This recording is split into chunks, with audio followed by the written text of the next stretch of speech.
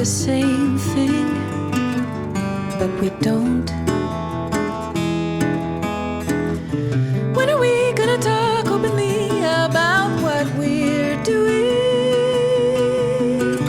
When are we gonna do something more than just screwing around? 'Cause I think I found something better.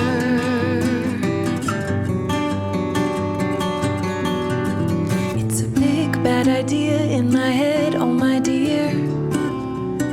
Try to see through the dark, but the glass isn't clear. Why can't we look ahead, see the end of the line? Instead we stumble back most of the time. When are we gonna talk openly about what we're doing? When are we gonna do something more than just screwing around? 'Cause I think I found something better. I think we found something better.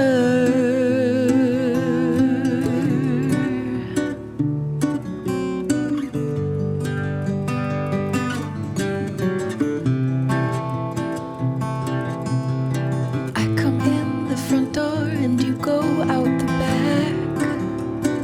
It's a wholehearted laugh when I think about it.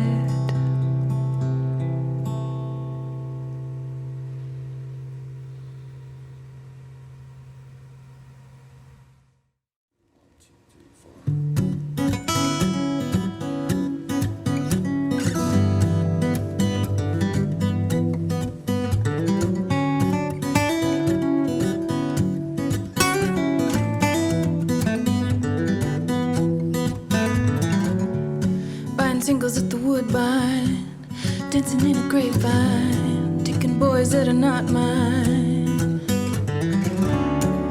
Circling the Goodwill, trying to find a spot that's free. I'll keep looking until City Hall, Central Park, solid gold. After dark,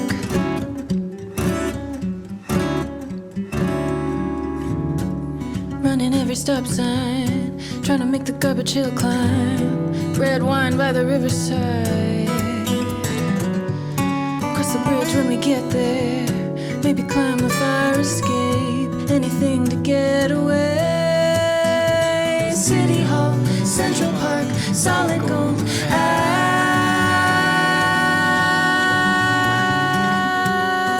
After dark,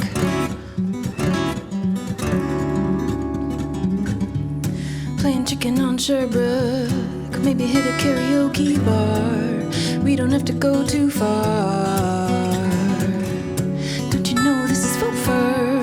No one ever calls a chauffeur, and it all becomes a blur. City Hall, Central Park, solid gold. After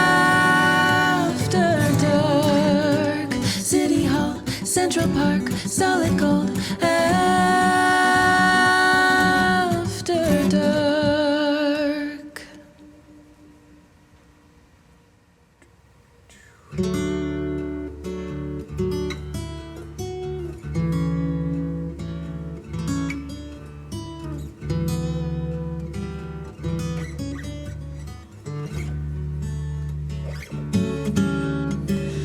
How can a person be so uncertain and pull back the curtain on so many years?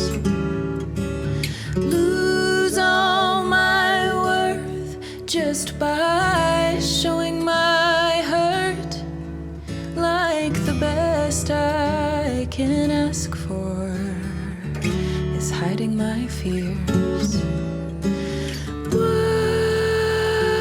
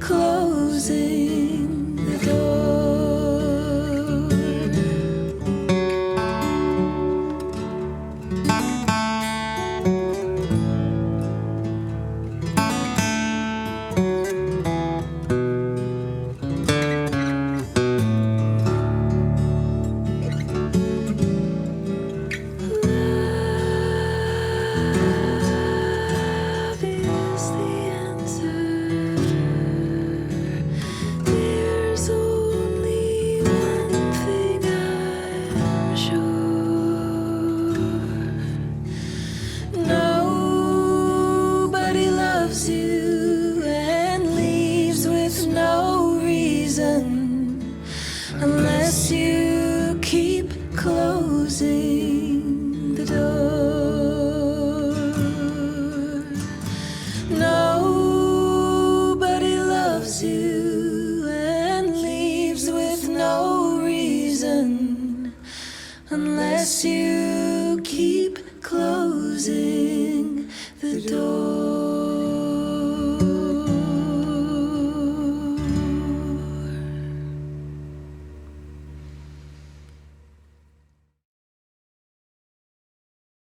All right. Well, you just heard from Winnipeg artist Diaphanie with Closing the Door, and before that, Solid Gold and Something Better. Welcome to the Manitoba, Minnesota Music Exchange. I'm Michael Else, Program Director at UMFM, the campus community station at the University of Manitoba, located on Treaty 1 territory, the original lands of the Anishinaabe, Cree, OG Cree, Dakota, and Dene people, and the homeland of the Métis Nation. I'm joined by... Hi, I'm Maddie, and I would like to acknowledge that we're on Indigenous land. Minnesota is the homeland of the Dakota people who've lived here for thousands of years. Indigenous people from other Indigenous regions also reside in Minnesota and have made innumerable contributions to our region. Indigenous people are still here, they're thriving, and they're contributing to our collective futures. So this is a series of conversations with artists, as we've mentioned in a previous video. Normally there'd be a bill of bands and we would take them from Manitoba down to Minnesota and vice versa. We'd make the trek back and forth and play some shows, but because of COVID, we're not able to do that. So welcome, Heather and David, to our version of the Manitoba Minnesota Music Exchange for this year and under COVID circumstances. Obviously, that's something that has wreaked an indelible havoc on the music industry and how we used to do things as artists and as radio stations. I'm wondering if you can kind of talk about your own sort of personal experience over the last year plus and what the biggest or most impactful change has been as a result of social distancing and isolation and all the kinds of things that COVID has brought with it. Yeah, what a strange year it's been. I think for me, the biggest impact has been having time to kind of sit and think about what I'm doing. I'm sure a lot of people feel that way, a lot of musicians, just revisiting, kind of why I make music and what about it is important to me. I think right before COVID, I was going through a pretty stressful period,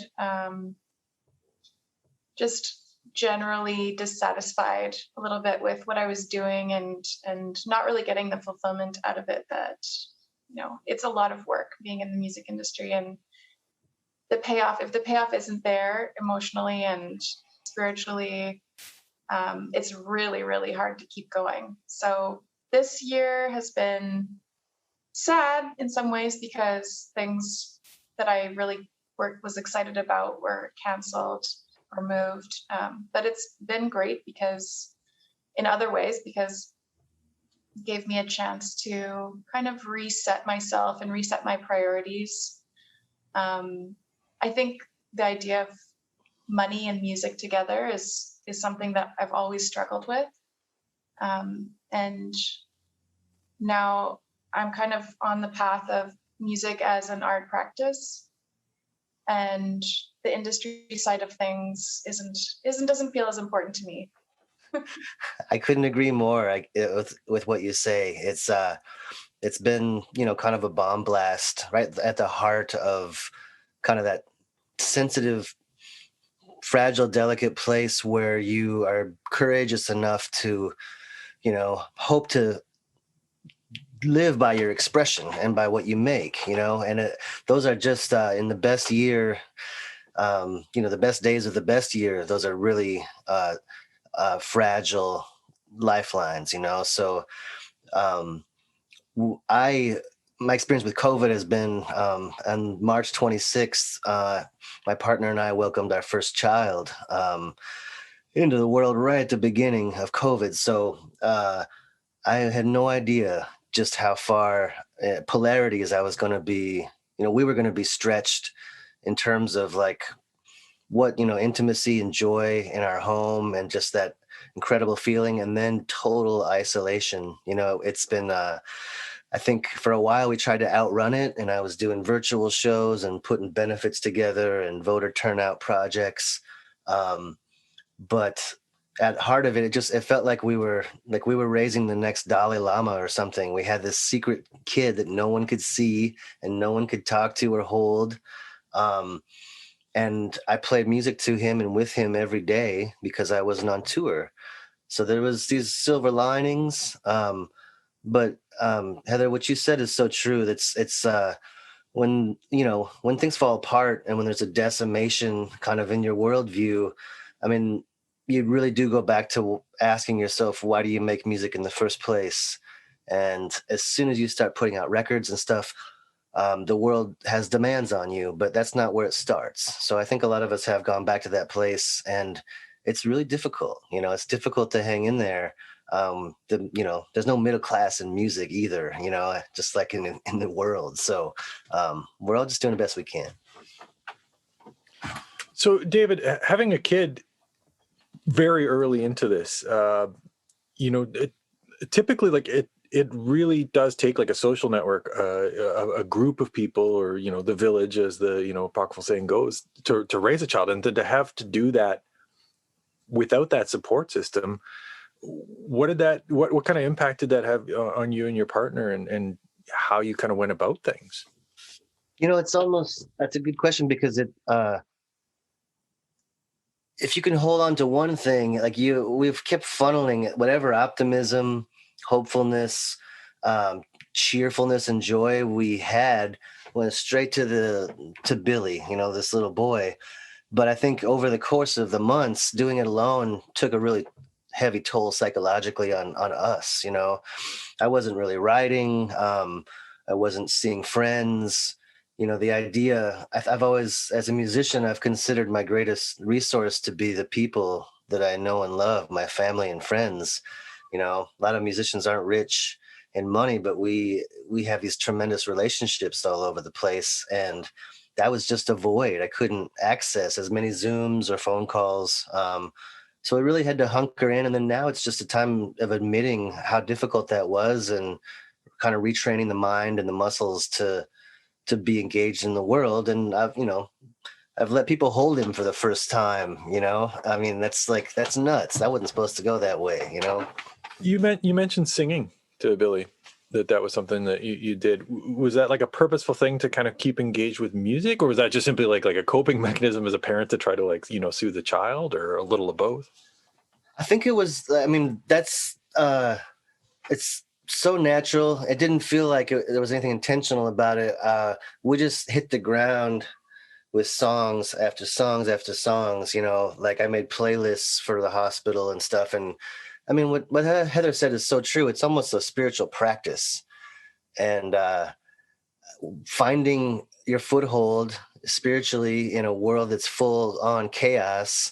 There's not a lot of better ways to do it than with songs. So we would sit and rock and sing, and I'd sing old Woody Guthrie songs and Johnny Cash songs, and we put on Big Thief records. And he must have heard that 13-minute Bob Dylan song about John F. Kennedy like 20 times in his first 6 months. So it's just making sure that garden is weird and growing in his head, with all the diversity that's out there. Yeah, David, you mentioned a couple of the artists that you have kind of been soundtracking this period of personal growth as well as musical growth.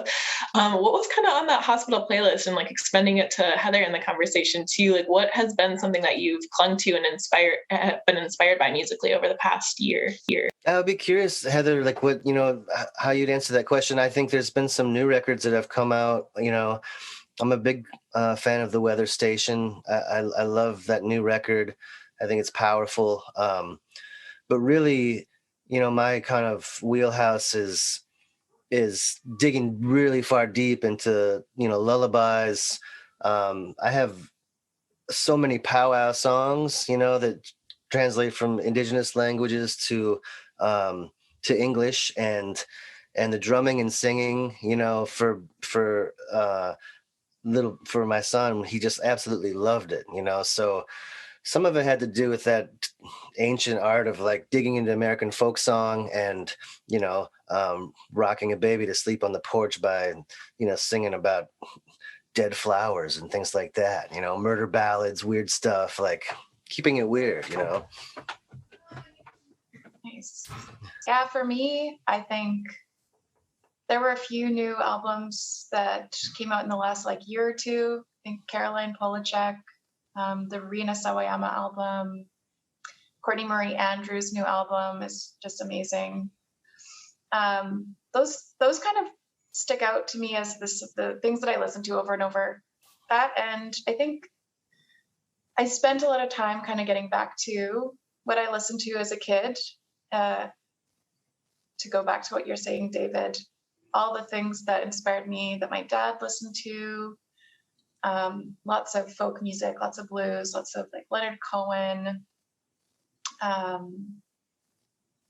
along those lines, kind of songwriters, all the people that kind of tell stories, whether it be folk or jazz or classical music even. So I've been kind of revisiting all my old favorites. I will say too, just real quickly, there's a songwriter named Dan Reeder. I was having a conversation with John Prine's manager, and he told me that John's favorite songwriter was this guy named Dan Reeder I'd never heard of, and they signed him to Oh Boy Records. The guy is hysterically funny and dry and just 2-minute songs. Some of them are crass, some of them are crude. They're all pretty brilliant, but that was the first time I laughed during the pandemic, was listening to a Dan Reeder record, just laughing out loud, I'm going to check that out. Well, the crass, crude, but also funny, you mentioned Leonard Cohen. I mean, some of his best songs are in that wheelhouse too. Oh yeah, music that makes you laugh, that is also meaningful and tells a story, and that can combine that lightheartedness along with the truths about life, and that is what hits me the hardest every time. Does that influence your own writing? Do you find that you aim towards that? Not necessarily I want to write a song like this, but that with that impulse of the universality of that awkward mix of humor and just the blemishes of life. Yes, definitely. I've always tried to bring a lightheartedness. I think when I was younger and really in my feelings, I had a lot of very depressing, sad songs that I played. Even had people come up to me after shows you should write some happier songs. But as I got older, I think I've been more comfortable with that. My love of just overt kind of, I don't know if cheesiness is the right word, but a little bit off, a little bit silly, a little bit funny. Always, Harry Nilsson is this one songwriter that I find that I just love, and I get a lot of inspiration from, because he has a way of being really, really cutting to the core of what he's trying to say, while also making you smile, or being really casual in the way he says things. I love that, and I've embraced that over the last few years, I would say. Yeah, I think of my songs are almost ridiculously unfunny, and it's a shame, because I think that's part of the live performance, is a tendency to get kind of heavy in the songwriting process and to lay a lot of stuff out there. But in a live show, you can punctuate it, with conversation and, kind of a self-deprecating, there's all kinds of ways to pop those little bubbles. And I like that range when I see a songwriter. I like someone, like Will Oldham, or someone who can lay, a really heavy song down at your feet and then kind of, make fun of the clothes that they're wearing or something. Because we miss that dynamic range, I feel when we don't get to see music live. Who is this person singing to me, But yeah, maybe I try to write some funny songs as soon as I remember how to have fun, I'm curious to hear about, I like what you were talking about with like audiences and having that sort of range as an artist, when you're able to just play your songs and also communicate with the audience in other ways. Do you think that that has impacted either of you in your writing at all, not having this sort of like audience to bounce back off of in real time? Maybe not so much the audiences as when I'm come from Iowa originally, and in Iowa, the folk music and the roots music there, it's so organic. It's really like campfires, backyards.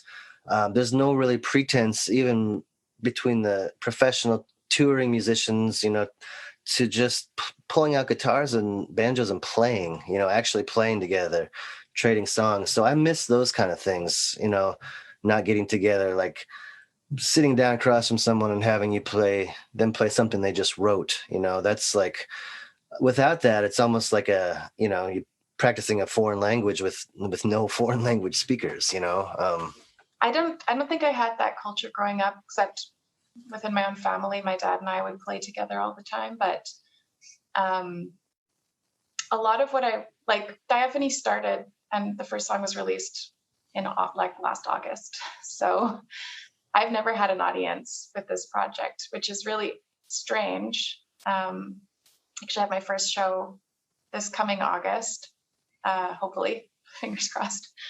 But a lot of what I was doing before was really based on kind of what I wanted to give the audience and what I wanted to get out of them, I guess. My last project was a little bit more poppy, a little bit more fun and dance kind of vibey.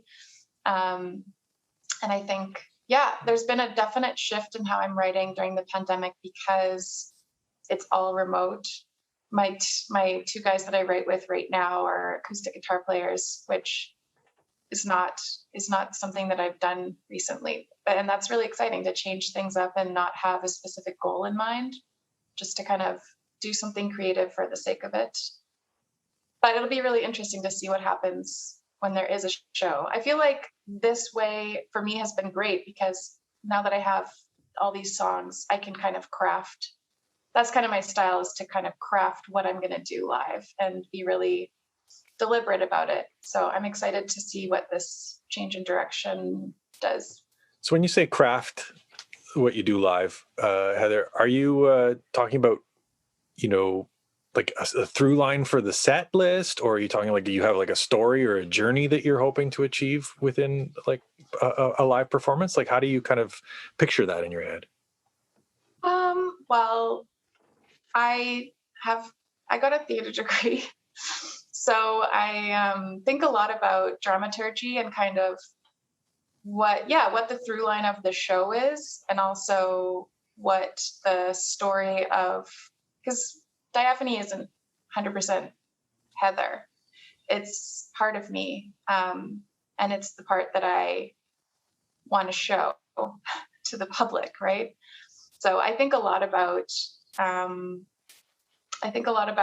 what I want to say, how to say it, what I don't want to say, how I'm going to present my music and myself and my players.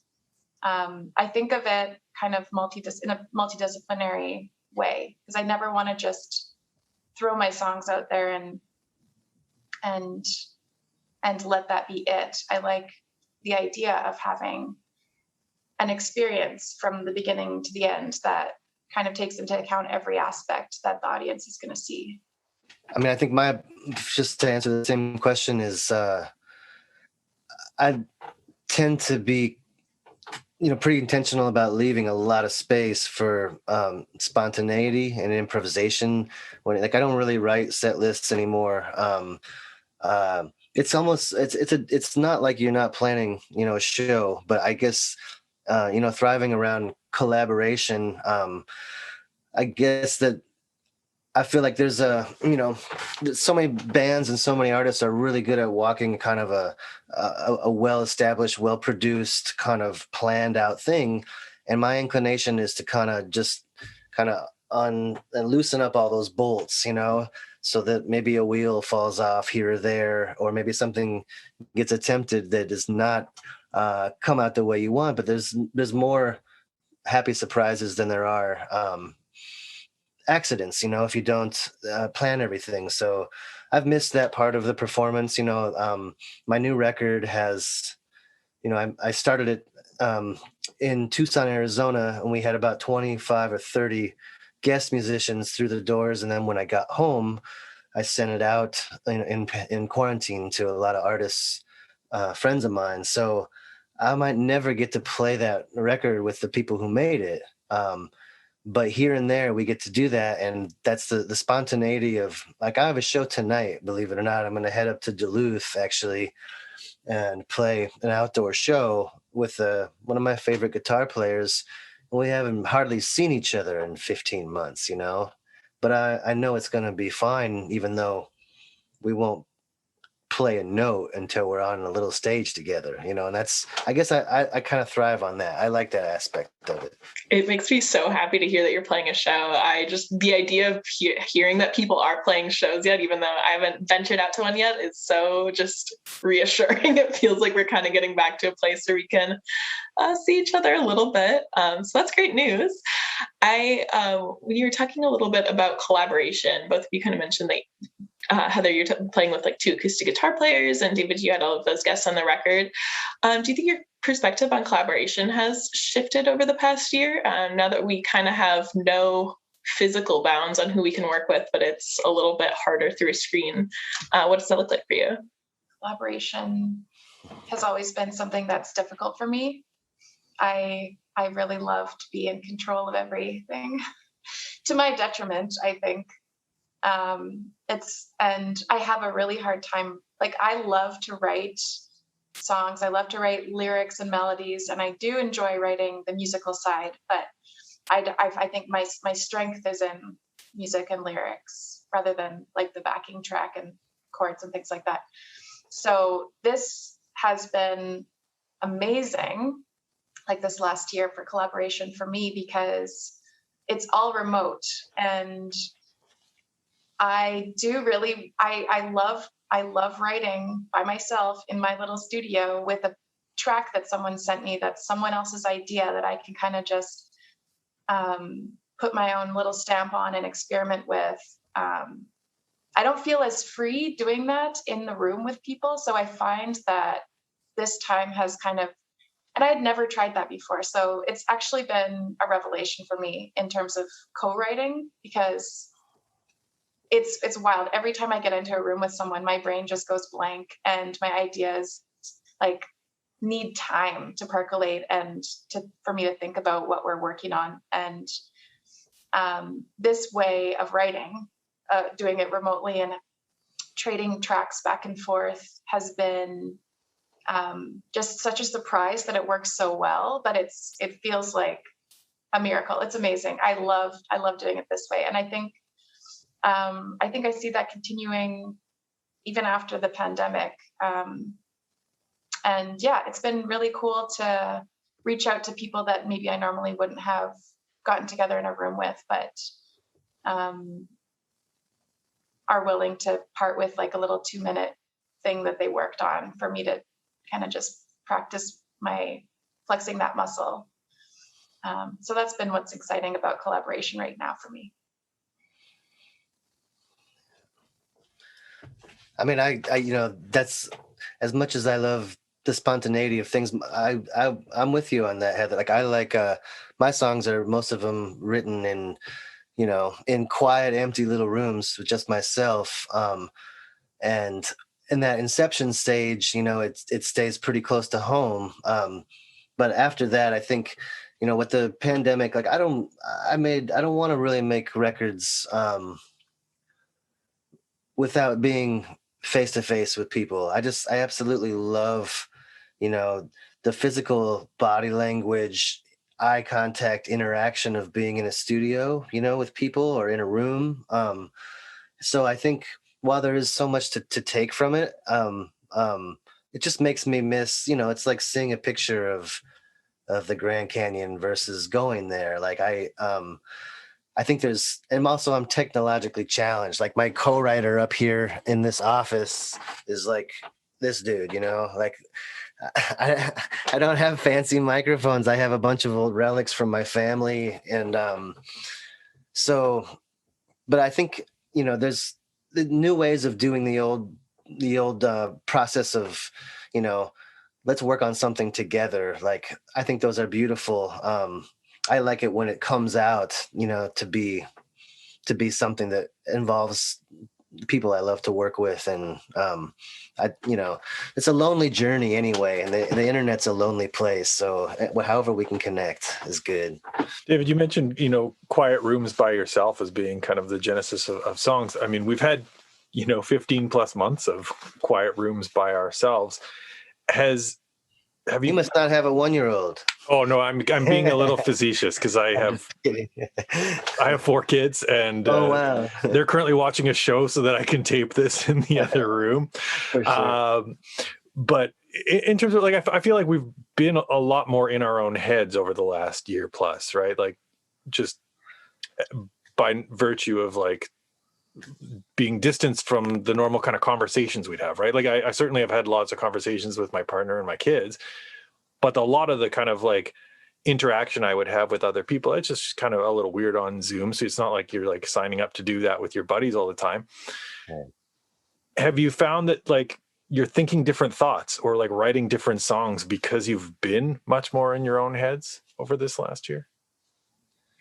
I mean, to be honest, to be honest and vulnerable about it, it's been extraordinarily difficult to kind of find the baseline of well-being, or you could use the word hope even, I think that, my first solo record, I saved up, all this kind of pent up energy for years. And then I went to Isle Royal National Park in Lake Superior. It should be, you guys should own it. It should be Canada. It's so much closer to Canada than it is to Michigan. But my point is, I had 15 days of isolation in a cabin without electricity to write songs, and at the time that felt like such a breath of fresh air.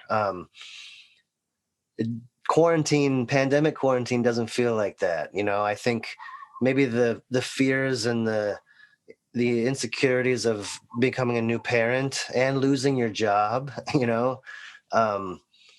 and then, to be honest, the Minneapolis, has been kind of taking it on the chin in the nationally and internationally, leading, this necessary and righteous movement for social justice.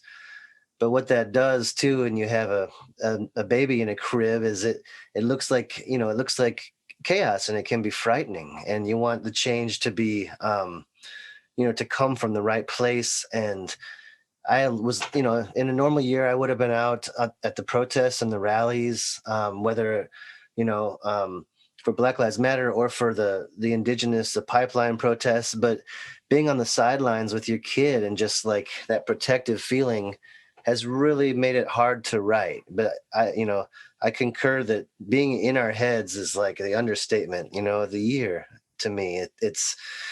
And I'm glad that it's, Heather, you've been able to puncture that, by connecting with people and making things and writing during this time, because it seems like it's for mental health, I'm constantly in my own head. Prior to this pandemic, my whole life, I've always been very, very introspective, very, I don't know if shy is the right word, but lack of a better word, very self-aware or self-reflective. And to be honest, I feel like we have the opposite issues here, David, because having this time where there were no demands on me and no requests for my time has been really freeing, because it did allow me to clear some of the cobwebs out, and really focus on my wellness and what I need to be well in all senses of the word. And that's been, I think, definitely the beginning of the lockdown. It was a lot harder, and I think hit everyone really hard. But as time went by, it's been awesome to find a steady kind of routine to keep myself happy, healthy, and whole. And I do find it easier to think about, writing and pursuing this as my career when I have those routines. So it's been kind of like my mental health went down the toilet right at the beginning. And then I was like, I can't live like this, like for any length of time. So I had to find ways of straightening out, getting onto that like path to health. And that was, I think I lost the train of thought there, but. Oh, you got it. Yeah, it's crazy because the beginning of pandemic for me was like pretty great. I was like, okay, I don't have to go anywhere on tour. It's like having like European style paternity leave at first, I was like, I'm just home with this new kid and we can bond all the way. And I really loved that too, not having, demands on time that way. But I think after about 7 or 8 months, it was like, what was it that I was up to? What was I doing again in life? Like, where's anything normal?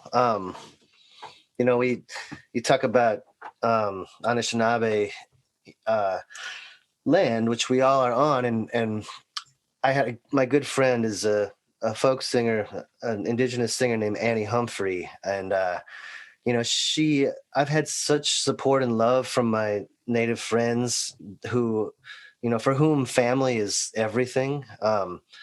And I think Annie knew that we were going to be in a tough spot, not being able to see people. And so she offered, she performed a naming ceremony on Zoom for Billy. We had to go out and gather some supplies and some cedar branches, and we had a ceremony. She said, this is maybe the first time this has ever been done. She told me, she said, you can't share this with anybody. You can invite your family to watch, but we've got, we have a name for him. We've been given a name and we want to give it a name. So it's incredible to me how like upholding those things were during that, when things started to get really tough and stretched out, because even though it wasn't in person, I was like, I still think about that day and how friends of ours got us through just even from a distance, Community. I mean, you mentioned it earlier, David, about like, recording with like 25 people in Tucson and,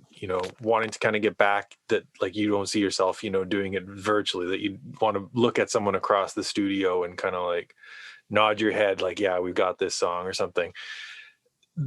Going back to that, kind of coming out of what we've been through, do you see like how you appreciate those kind of moments in a new way? Like that you've kind of been cut off from something like that you may have like felt it was special to be in the studio previously, but like, do you think you'll have like a deeper appreciation and an understanding of just kind of how ephemeral those kind of moments can be?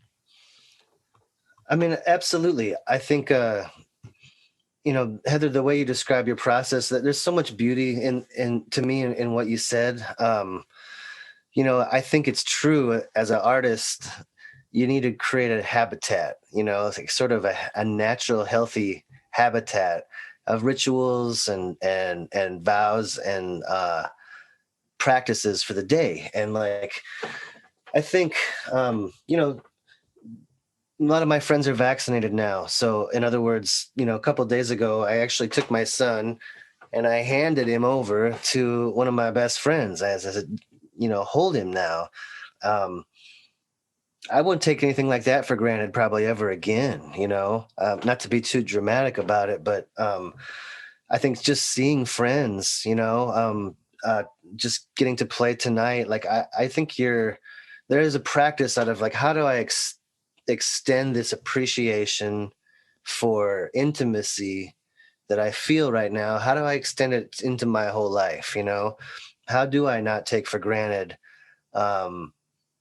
being able to be with people? And so I think the impact is there. And I guess now we're trying to kind of navigate between some trauma and some, some anxiety, and then this hopeful feeling of like, wow, life is really precious. We lost a lot of people lost a great deal this year. And yeah, that's the hope. There's a gratitude practice that grows from this.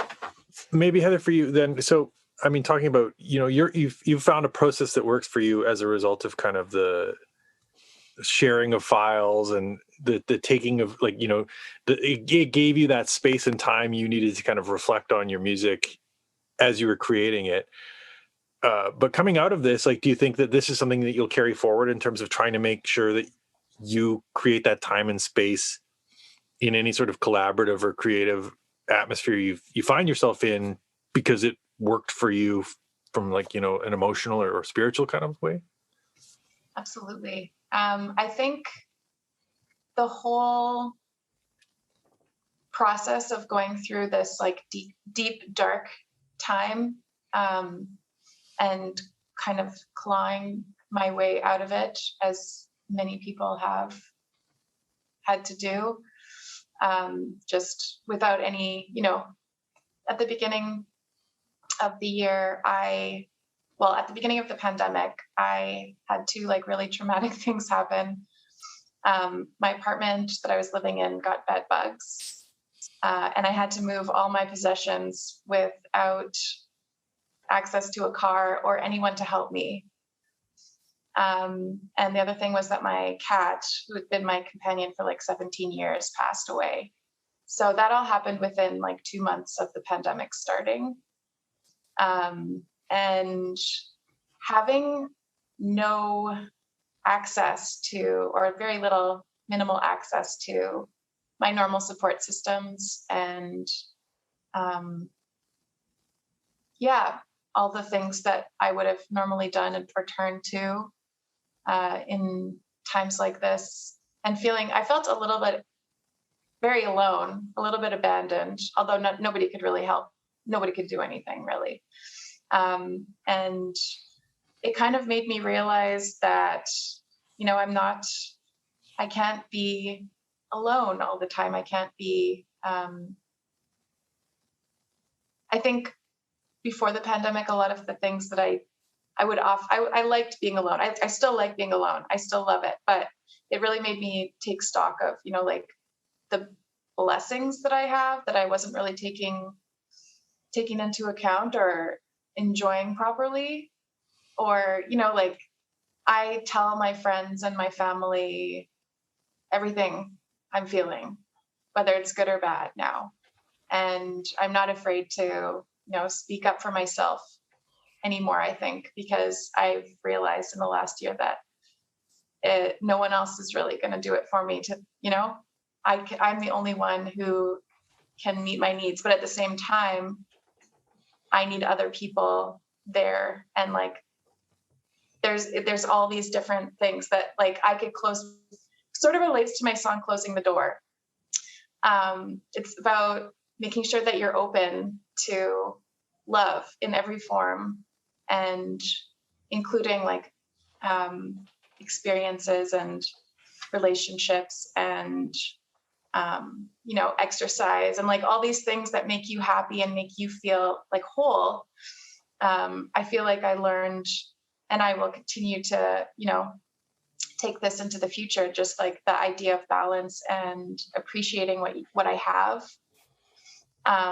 And knowing that there's so much that I don't have, and being okay with that, and not feeling like this intense FOMO or whatever, there's always something that someone else has or is doing, or, that I don't have, and kind of finding peace with that too has been a really, really cool experience. And with songs, I feel like that's only served me more. I mean, let's not forget too, without going too far into it, we, pretty much a, malignant narcissist is leading the United States of America down a path of self-destruction. There's so much tension, to speak frankly, that came out of the politics of 2021 of the last 4 years. So that in and of itself would be something, kind of that pushes you, like Heather said, kind of back on yourself. and makes you, it's like hearing a weird sound.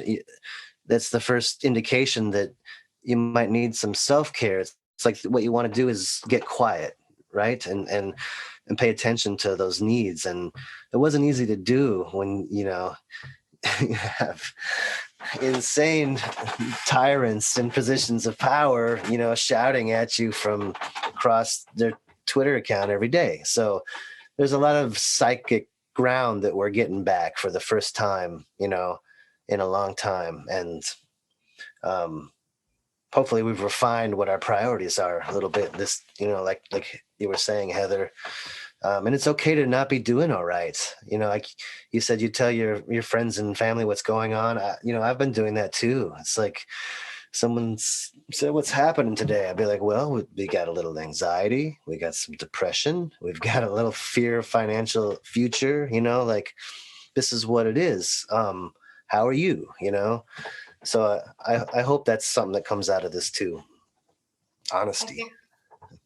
Just add that I think what we all have now is space, and space to deal with lots of things culturally, which is amazing, and space to deal with the things that maybe social events and touring and other things in your life we're putting off.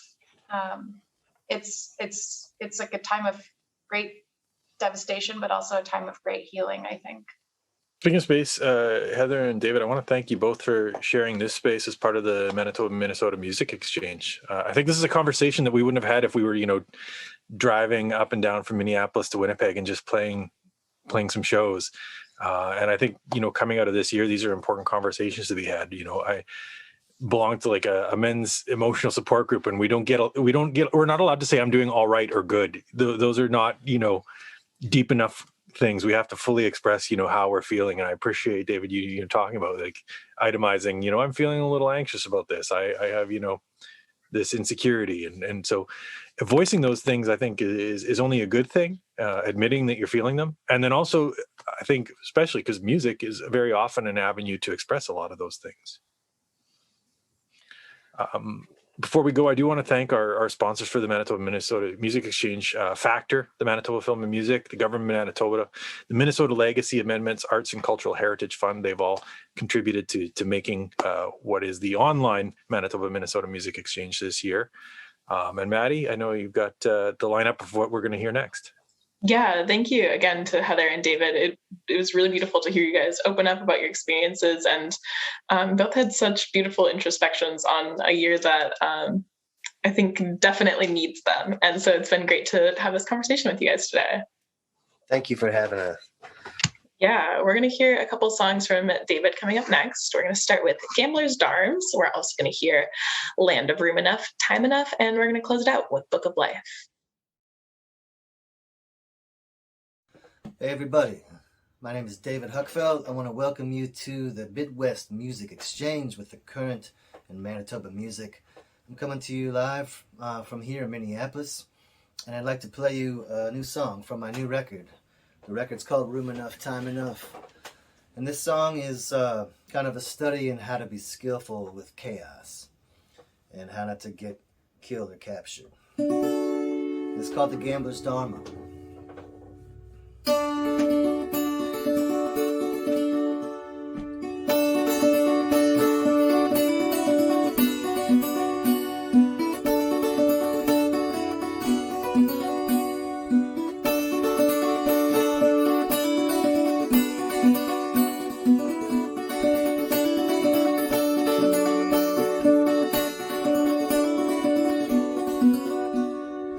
Out on Convent Street, broken window at my feet. All the broken homeless angels hold the night. Tell me where the hooks are at to unhang all their hats. It's the gambler's dharma hiding in plain sight. Gambler's dharma hiding in plain sight.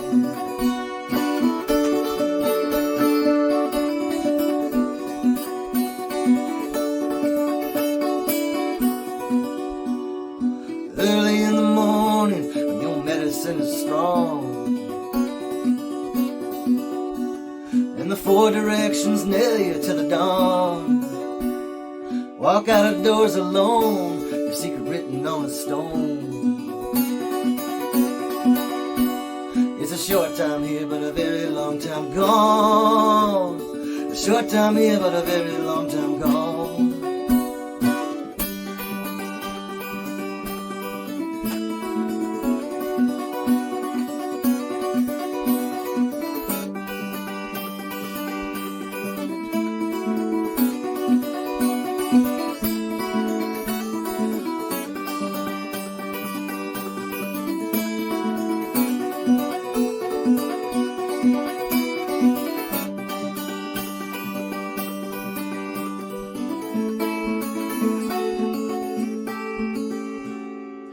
Swallows as they sing, they shake out homeward wings. All my relations come and kiss the dirt.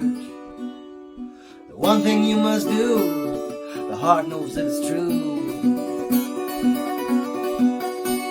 Just learning all where to love and who. Learning all where to love and who.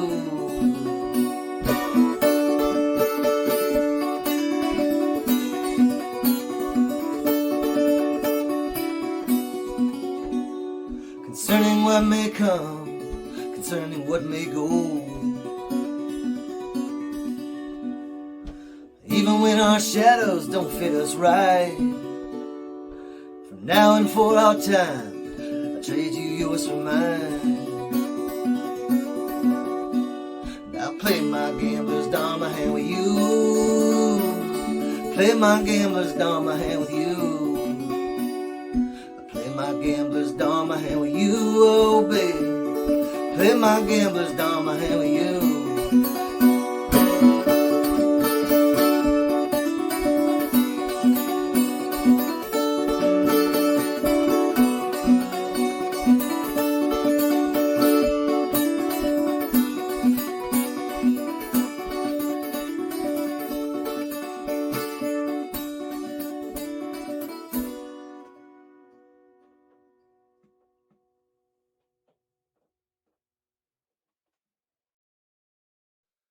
All right, everybody. So this new record, it's called Room Enough, Time Enough.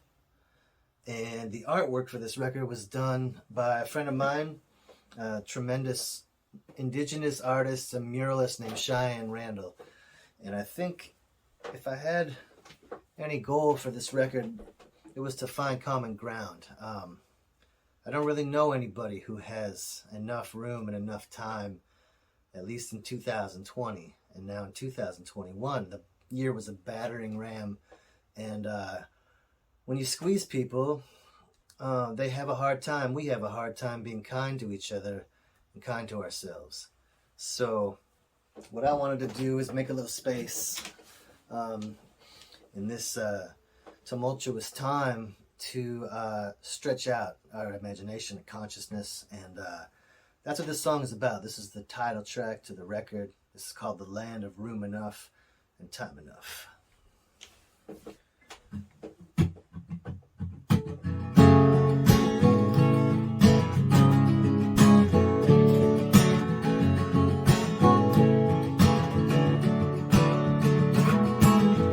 Never mind the shadows, it's the light you never shake. Mercy can and will be used in a court of love. There's a rustle in the bushes down on Bad Medicine Lake. Thieves and angels look the same. Moonlight up above, it's a blue north in my heart. I wouldn't know the place to stop. Look for all the precious time I've lost. There's a gambler running up a score, his back against the door. In the land of room enough, time enough.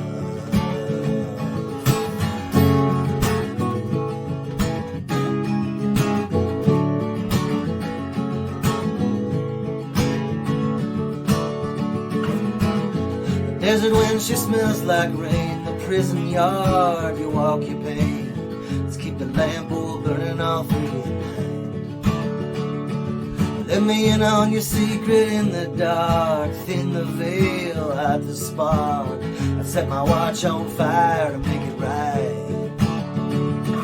And it's a short fuse on a long goodbye. I wouldn't know just where to find safety in this village wet with frost. The horse's breath, the restless hoof, make or not the journey north to the land of room enough and time enough.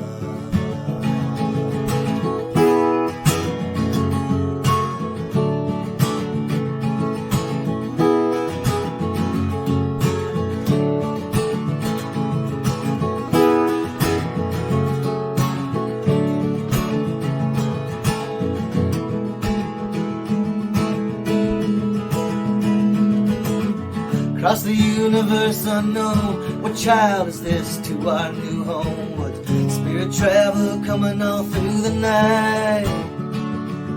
All the harshness of this land of bones, all the madness that we can't control. One beating heart, the still point of the world.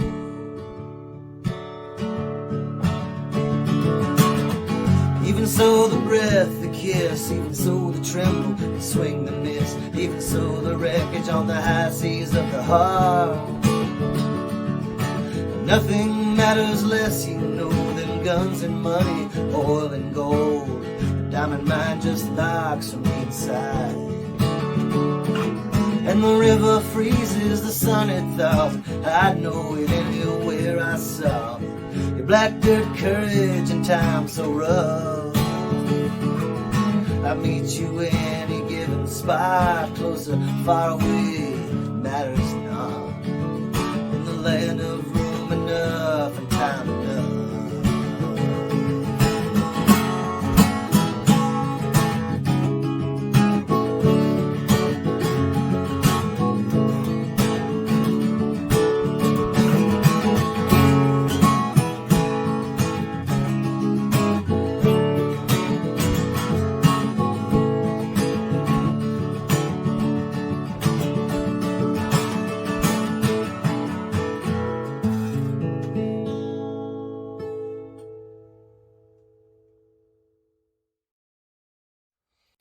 All right, y'all. Thank y'all so much for tuning in. I got one more song for you. On this new record, I wanted to address the problem of ego, because I feel like the more isolated we are, the more we suffer. And this idea that these boundaries we draw in this world are so stark and substantial is really not true. This record was made down in Arizona, you know, a land that is crisscrossed with border fences and walls and boundaries, and none of them are real. They're made up by us. The land doesn't have those borders. The cultures down there are older than even the thought of immigration or America, and they just exist in our mind, just like the difference between me and you. These are all big things to consider, but the way it breaks down is through collaboration. And coming back up to Minnesota, you know, the same holds true up here. The indigenous cultures in the greater Midwest have held, you know, claim to livelihood on this continent for millennia and generations. And that's really something I wanted to elevate. So many of my friends have taught me a great deal about the true history of this land we call Turtle Island. And one of those people is a great songwriter named Keith Secola, who has been a guiding light to me for years, and also in the pandemic with the birth of my new son, my baby boy, Billy, who came at the end of March. Keith was a gentle presence to help us through, and that's what we need right now. So we did a Keith Secola song on this record. It's one of my favorite songs that he's ever written. It's a beautiful string of questions about how to emphasize the human, and it's called The Book of Life.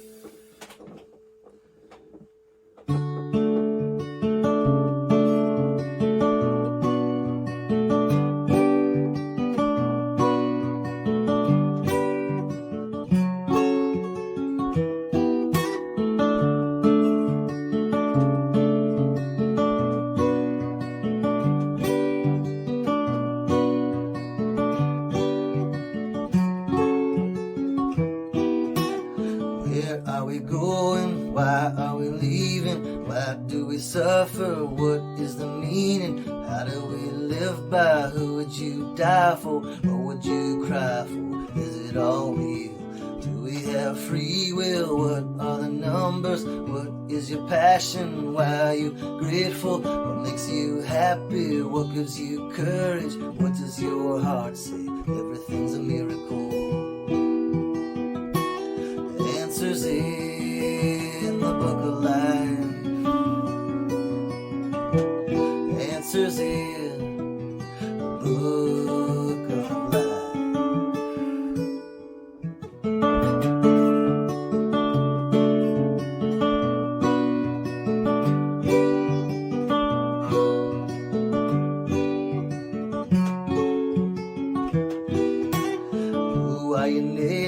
What will your friends say? Who is the kindest? What makes you proudest? What makes us good friends? Why am I different? Why do I struggle? Why do I hurt? Everybody worries. Why do we promise? What is existence? Why does it matter? Who should I stand by? Seeds of the future, rise of humanity. Everything is sacred. The answer's in the book of life. Answers in the book of life.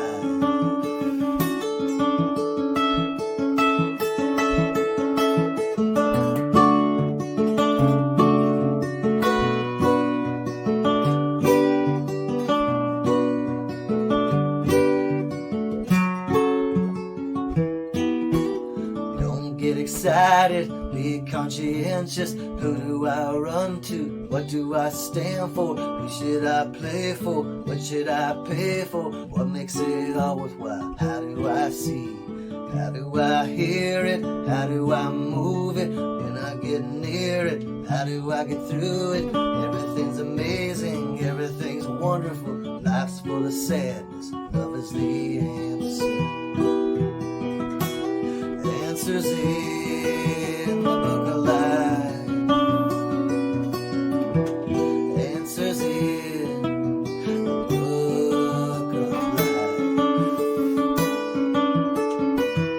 The answer's in the book of life. The answer's in the book of life.